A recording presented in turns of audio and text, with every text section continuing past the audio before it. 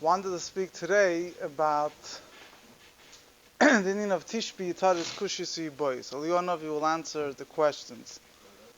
We have many cases in the Gemara. Someone will put together a whole sefer recently. Stam, no chidushim, we just collected all the places in the Gemara that it says Teiku. You can look in Hebrew books, they have a sefer, Teiku I think it's called. Stam. Oh, chidush, Moshe just cut and put. We should be ready when Mashiach comes. Very ready to go to Eliyahu Hanavi and tell him these are the shadows inside of the Tirutzim. Good, yeah, Heinten nehmen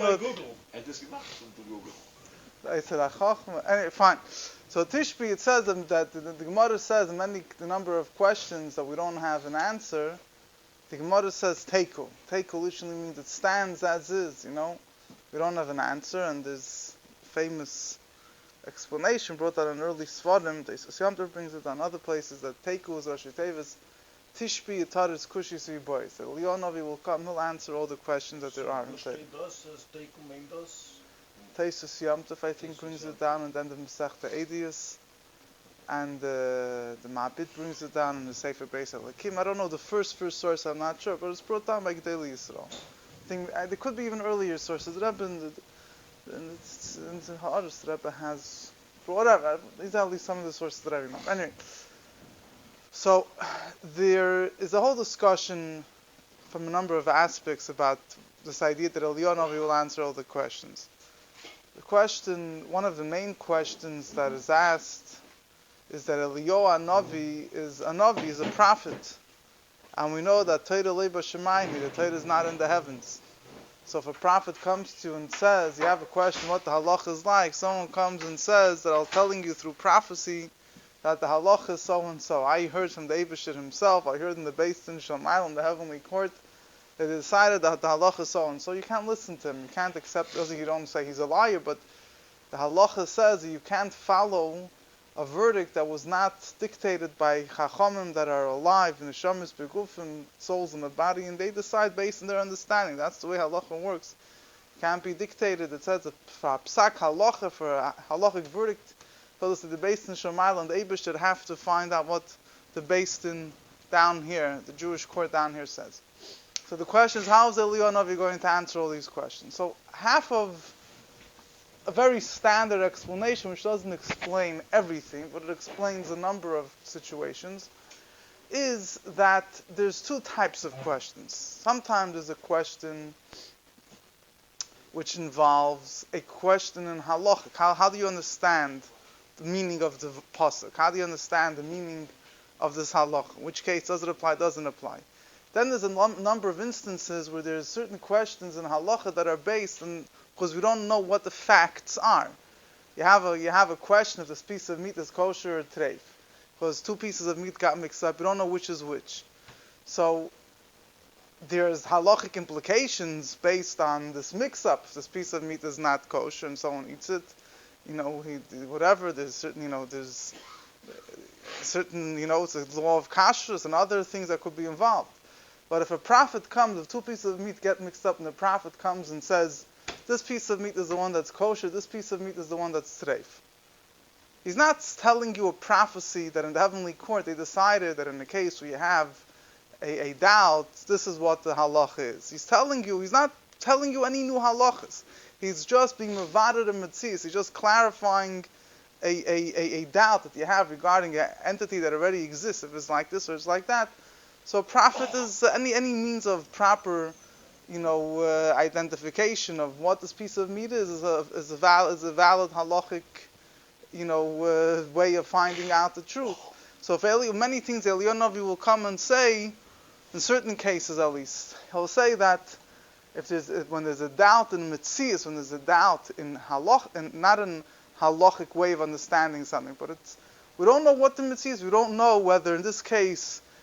In certain cases in halach, it all depends on understanding how the facts work. So Eliyahu Hanavi will come and say, this is the way the facts work. So in such a case, fine. In such a case, you're allowed to listen to him. Yeah. There's mamish a dispute in money. It's not there's no, yeah. Huh? It doesn't mean that you always That doesn't mean that it was to the passing. It was going to reveal by Nebuah. Who says he? Could be Mashiach to do it. Je moet hem eens de gil van Melech Doin. What is the Teiku you're discussing? What is Teiku? Yeah. Now, the truth is, it doesn't help for a number of cases. The reason why it doesn't help for a number of cases, the Gemara says Teiku, it's not discussing a question of figuring out what the Metzius is. It's not a matter of figuring out what the facts are. It's a matter of figuring out the proper understanding of this halacha. Furthermore, there are some that don't accept even the first thing that I mentioned, that Eliyahu Hanavi, certain questions he will answer based on prophecy, and that would be a valid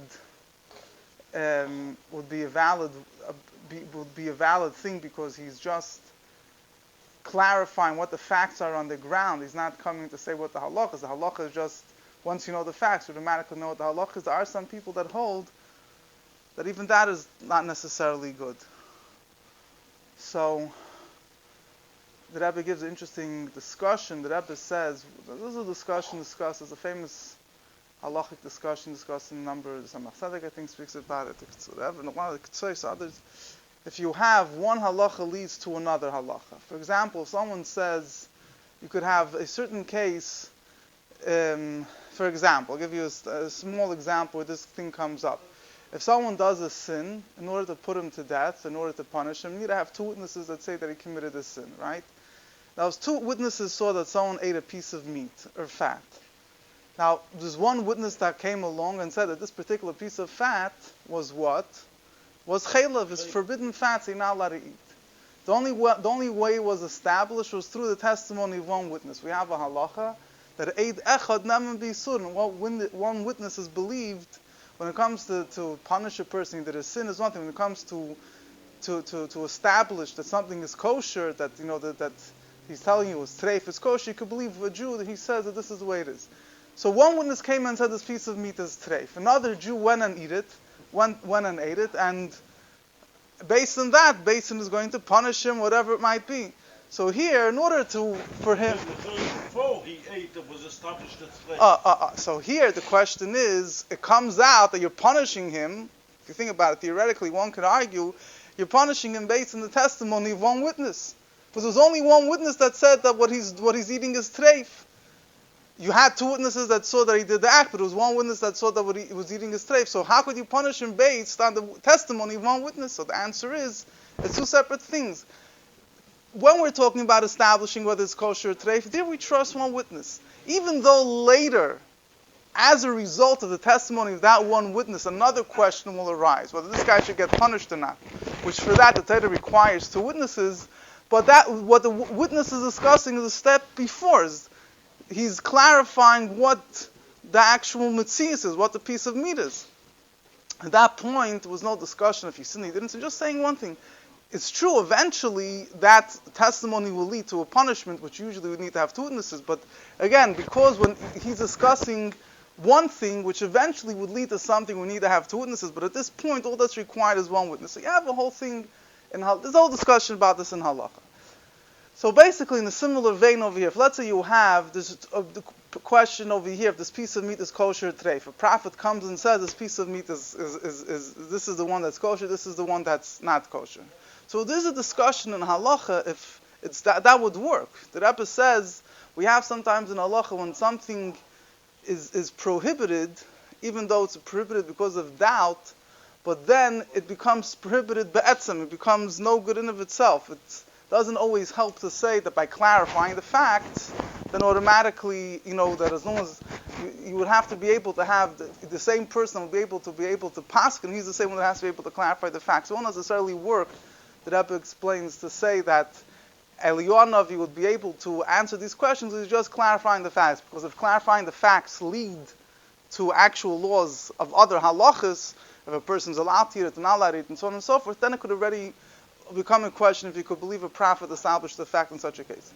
So basically, the famous answer that's given is that Eliyahu Hanavi, when he's going to answer these questions, some questions will be able, according to the approach, that he could answer things, that he could verify the facts based on his prophecy. So It's those things that you need to clarify the facts. So say as a prophet. But then on the other hand, those things that you need to have someone that, a based in a person, a neshama beguf, a soul and a body to understand and comprehend and give explanation. Eliyahu Hanavi is a very big chacham. Eliyahu Hanavi is a big Talmud chacham. He's one of the Rambam mentions him. The Rambam numbers him as one of the Mekabli HaMaseidah. This in the beginning of his introduction to Mishnah Torah. The Rambam writes, they had Moshe Rabbeinu, then it went down to Yeshua, and Eliyahu Hanavi was one of the people that were the chain of tradition of the oral Torah. So he's a... He was a teacher of Elisha. He was a student of Achia HaShileni. And it says, huh? He's a student of Eliyahu Hanavi. Eliyahu Hanavi is a teacher of Eliyahu Hanavi? Yeah. He says, he goes back to Elisha. Yeah. Yeah. So Eliyahu Hanavi is a big chacham, so he's able to answer questions. B'koyach chachmos, he's able to answer questions. Not as right. So here, the I don't. There's enough. Maybe like a melech. Also, he'll have the power. He's going to be the. He's not going to be the melech. Sheikh will be the melech. He's Huh? not saying Zinov. As a hero, sure. No, he says his keach of Paskinim will be the same. Azevia Idechot could establish something, and once the Idechot establishes, Besdin gives it a gushpanke of kosher or trade, Yom Kippur and Azei weiter ledugme. Right. You know, he gives a gushpanke, this is like that. I'll say Idechot, als Melech, Als Birer HaMetzias oder Psak HaLocha? Psak Psak HaLocha kann nicht sein. Kann das nicht sein. So, fine. So the Rebbe spoke about this in Tov Shemem. The Rebbe gave a hadron Masechta. It wasn't Muga. The Rebbe didn't edit it. It's unclear to know. The Rebbe goes back and forth over. The Rebbe just throws in an interesting idea over here. And the truth is, this idea is a little bit more discussed by the Mabit. He wrote a Sefer Beis Elokim, and he discussed it there about Tchias HaMeisim and other points. The Rebbe says like this: there's a whole discussion, another interesting question about Eliyahu Hanavi. It's very interesting question, but whatever. It's if Eliyahu Hanavi's wife, after Eliyahu Hanavi went up to heaven, if his wife is permissible to marry someone else. What's the question? The question is Eliyahu Hanavi's departure from this world considered like a regular soul that leaves his body? Huh? Discussed by early, yeah. As was? Huh? If Eliyahu Hanavi's wife and doch zwei also Chanech brings. Love, it's discussed, yeah. So the Rebbe says that there's different ways of looking at it. From one hand, his soul left this world, but he didn't necessarily leave his body. And even what happened with the soul of his body, I want to get into it. The question is exactly what happened. Whatever it is, I don't want to get a number of different opinions. He went up with it. That's a good question. If he went up with his body. General question is the Misa doing something like a get, or the other ways. The guy disappeared. He's not here. So when he comes back, his paper was done like a get. So it's done, finished, the bike. Yeah, all these things. There's chakiras galore. So now the Rebbe says like this. The Rebbe says that if you hold Eliyahu, the Rebbe says interesting. The Rebbe doesn't discuss Eliyahu Hanavi doing this as a chacham, but more as a navi sort of. If Eliyahu Hanavi, you say that when he left this world, it's considered that he left. So then whatever he does, the same we have a rule, Torah is not into heaven. Whatever Eliyahu Hanavi comes and says, we don't accept, because even when he reappears as a neshama in a body, but it's like someone coming from the heaven. However, if you say that Eliyahu Hanavi is still considered halachically alive or connected to this world, that his wife can't remarry. So then when Eliyahu Hanavi comes back into this world, so he says something in Torah, he's not saying something in Torah as like they're saying something in heaven about Torah. He's saying something in Torah like a regular Rav, a regular one of Tanaim of Amiran. Moshe Rabbeinu also went to the heaven. Yeah, Moshe Alamarim, he came back down. So now the Rebbe discussed. The Rebbe, the Baal Shem never left this world like Eliyahu. Aliyah's Neshama is something else. The soul went up, the body remained here. But that halacha was not about them, what the wife was. The wife needed to know about them. And a Hanavi, but it's. There was no paskin about them. The question is also by Tchias HaMeisim. The question is also negated Tchias HaMeisim if they're going to need to be a new marriage. There's a whole discussion about this. At any rate, so.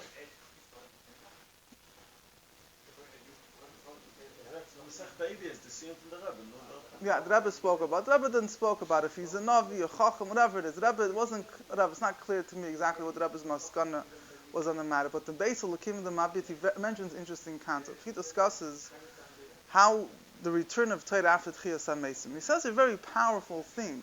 Even though, again, I'm sure you look in different sources, different ways to look at it. He says, even Eliyahu has an advantage even over Moshe Rabbeinu. So the Moshe Rabbeinu will come back as a Neshama Beguf. As a Neshama Beguf, he comes back to this world, a soul and a body. Nevertheless, Moshe Rabbeinu, he was gone from this world for so many years, and his soul was in Gan Eden. His understanding, if you have a doubt in Torah, Moshe Rabbeinu is definitely going to know it. But his understanding can't be considered. Torah has to have certain, I don't know exactly how to put it, Torah has to be within the Gedorim, within the ramifications of this physical world down here. Moshe Rabbeinu coming back down after being away from this world for so many thousands of years, not being involved in this world, and learning Torah in such a high level, comes back here, his understanding, his seichel can't really be related to the intellect of this world. So Lagabe, even Moshe as Neshama Beguf, you could still say in certain extent, certain similar concept, like Torah Lei B'Shemaim, like Torah is not in the heaven. So Moshe Rabbeinu, even when he comes back after Tchias HaMeisim, he won't have the power to say Azoy and Azoy, because whatever he's saying, it's not malubish, it's not enclosed in this world. Eliyahu says his soul, his body, aside from one hand, he knows what's going on in the spiritual worlds, and he's a prophet. His soul went up. The other hand, his body still retained an attachment to this world. First of all, he never left his body. Whatever that means, he discusses that his body became more pure. I don't want to get into that discussion because it's going to be a whole talk on itself, and it's totally irrelevant right now. And he comes back into this world the whole time, right? For every bris milah, he's very well aware of what's going. He was fine, good, but he's very well aware of what's going on in this world. He interacts with this world. So Eliyahu Hanavi, he never left this world. He knows what's going on, so he's going to come back. So he'll tell us when he comes back. When he comes back, it's Lei B'Shemayim because Eliyahu. He's going at least on one. The Rebbe mentioned this way he's looking, but he's clearly looking at it from the aspect that Eliyahu he never fully left this world. So when he comes back and he says something, it's not going to be considered as something being said to the world from a level which is beyond the capacity of this world.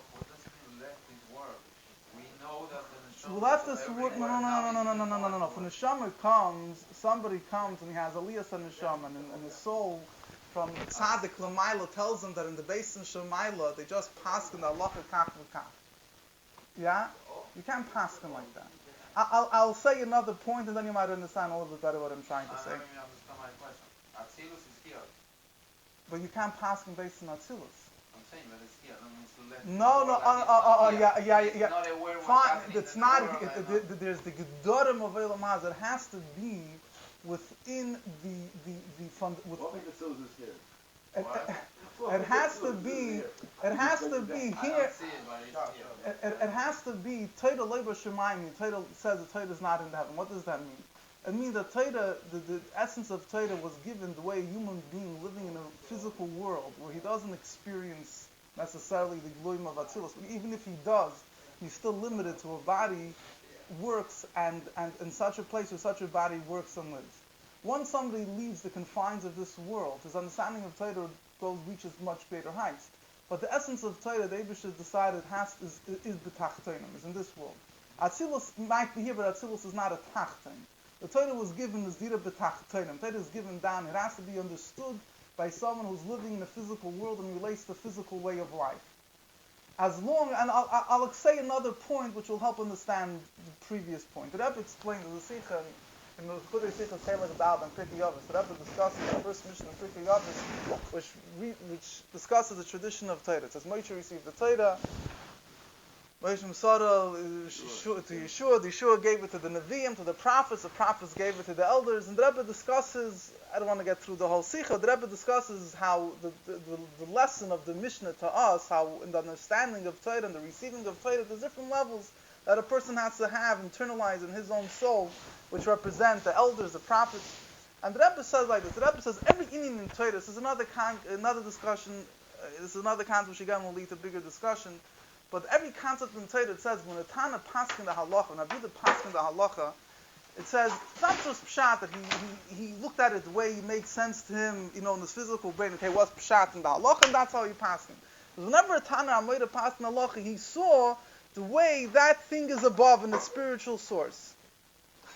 And that's what led him to paskin the halacha. But hold on a second, because you see that in Atzilus, the equivalent of this question means kach, such and such, it doesn't help you paskin the halacha. So what's pshat? Pshat is that Tana Amoida worked with his intellect to a degree that he was able to explain in human seichel, he was able to bring down this idea that he saw and explain in human intellect why it makes sense to say such and such and such. So you have to be able to bring it down. The Rebbe explains, there's a whole story in the Gemara, where there's a famous debate from Rabbi Eliezer ben Hurkanas and other Chachamim about the Tana Shel Achnai, a whole debate whether a certain halacha. And Rabbi Eliezer ben Hurkanas says, from the heaven let them prove, and then he said, let the walls of the ganze mice, a different thing. Let the wall come down. Things were changing. So the Rebbe asks a question, what's going on over here? Rabbi Eliezer also holds that Torah is not in the heaven. So he explains, Rabbi Eliezer wasn't trying to say that because in the heaven they're going to make the wall change and this, that means that that's what the halach is. If the heaven shows that the heaven shows what he's saying is right, so he says, now try to think and try to bring it down into your intellect, that in your intellect you should try to understand that this is the way it's supposed to be. So what happens is the Chachamim saw these miracles, they thought about it, and they said, at the end of the day, is our intellect doesn't understand this way. So if our intellect can't grasp it, Torah lo b'shamayim, just because in heaven that's what they're inclined to say, we can't accept it. So the idea basically is the Rebbe says, when it says Eliyahu Hanavi, the Rebbe says a similar word regarding this whole discussion over here. Eliyahu Hanavi is going to have to answer things based on Chacham. You can't say that in the heavenly court that's what the halacha is and that answers your question. You have to prove it with human intellect. But what is he going to do? Because he's a Navi, he's going to be able to see the halacha the way it's above in its spiritual source. And then he'll be able, with his wisdom, to bring down this concept that it's above. He'll be able to prove it through human intellect and reasoning to bring it down here.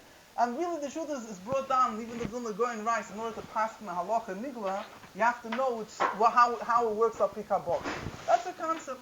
So in other words, the idea is, yes, Atzilus might be here, but as long as we can't bring Atzilus down into you, if your human intellect still doesn't understand the way it is in Atzilus, then regarding that, we say Torah lo b'shamayim. There's a few more points. Yes,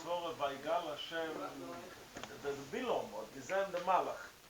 Is the Chatchila, the Malach was something elevated. But then Hashem revealed that Bilom was able to see. Whichever way, I don't know. What happened with Bilom, I don't know. No. But I just a few more. I'm just giving you the idea that things that Almighty will be revealed. Yeah, but revealed, it has to be revealed in Seichel. Yeah, in Seichel. Bilom attacking his But you say that there's two different intellects. The one of the Tana who won't bring it down, that wasn't enough. Because he brought it through down. That wasn't enough. But it wasn't enough. Not enough. He said the Hakam didn't understand it. So there's yeah. In other words, he understood it a certain way. Yeah, there's intellect above. Not enough.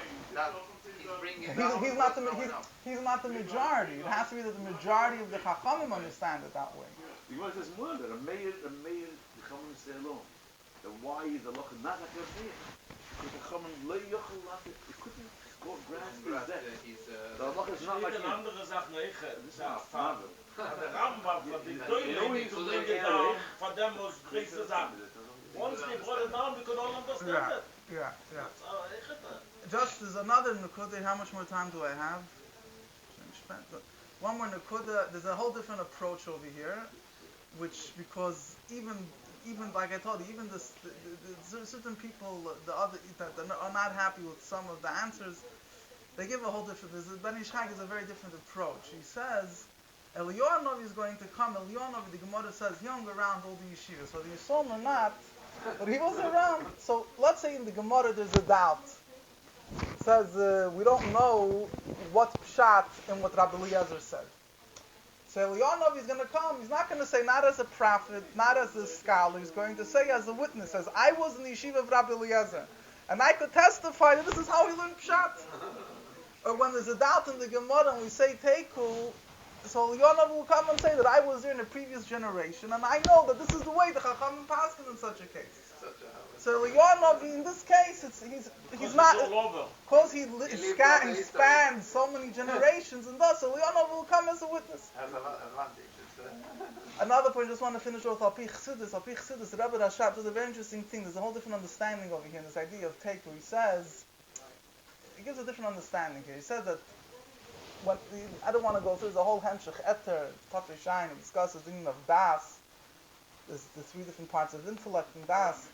But when you have two sides of looking at it, you need to have, sometimes, intellectually there's a tie. You need to be able to have an idea of Das, of profound oneness with the concept to decide what is. Eliyahu Hanavi is a level of Das. Eliyahu Hanavi will bring into the world is certain that even those things that intellectually are tied, he'll give, it seems the way I could interpret it, he'll give us the koyach that we should be able to be machri. It's not that Eliyahu Hanavi will say kach v'kach. Eliyahu Hanavi will bring this level of understanding to the world that we will be able to get to the bottom of the intellectual things and get to clear maskana.